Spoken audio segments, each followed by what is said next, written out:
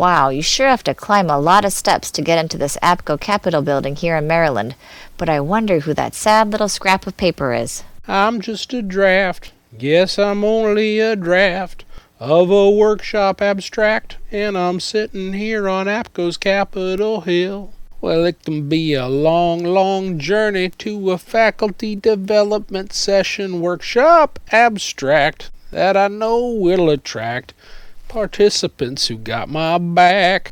G-Draft, the APGO Faculty Development Session, is a great place to share innovative educational tools and to enhance participants' teaching techniques.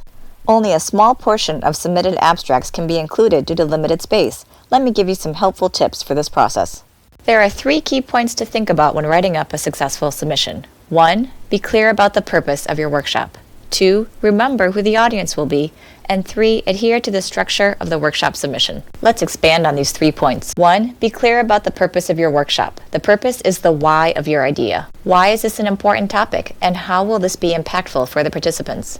Remember to look at the sub-themes of the meeting. The meeting organizers have chosen the emphasis they want to make. The fundamental purpose of your submission should be to create an engaging and helpful workshop that will empower the participants to want to innovate their own educational spaces. Although this is an opportunity to share some of your own research data, this is not the overall goal of your submission.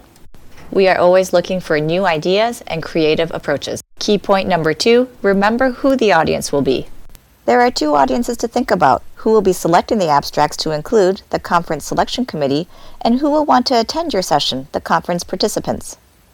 Both audiences will want to see novel approaches to common educational topics or hot new topics in medical education. The selection committee also looks at prior presentation experience. It can be a good idea to pair up with someone with experience because of this. Multi-institutional collaboration is great.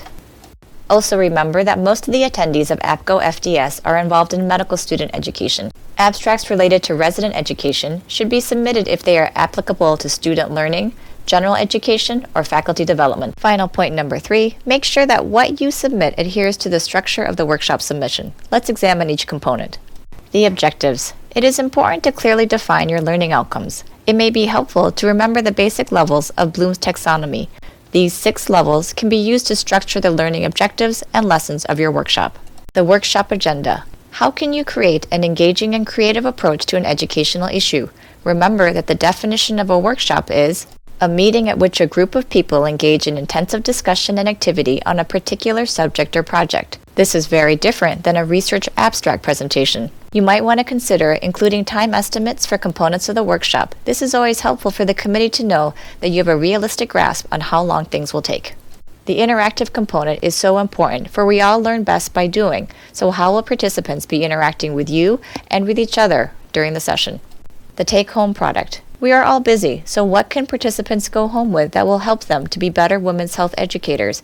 And will your product be able to be transferred to other institutions as well? Wow, it does take a lot of creative energy and planning to create a successful workshop submission. Are there resources that are available for people who are interested in help with this process? Absolutely. APGO UMEC members all have experience with successful workshop submissions and presentations, and we would all be happy to help, whether it's to have a simple chat about ideas or more in-depth conversations. In conclusion, remember to think about the why, who, and what of your next APGO FDS workshop submission.